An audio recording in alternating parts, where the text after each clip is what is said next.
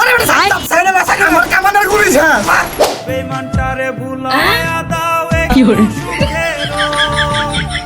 বেমানটারে ভুলায়া দাও ওই ফয়সাল জীবন তো দেখছস? হ্যাঁ রে কাকা ভাবের সময় ডিস্টার্ব করি দেন কা সাথে গেম খেলতেছি আয় আমার লগে আয়।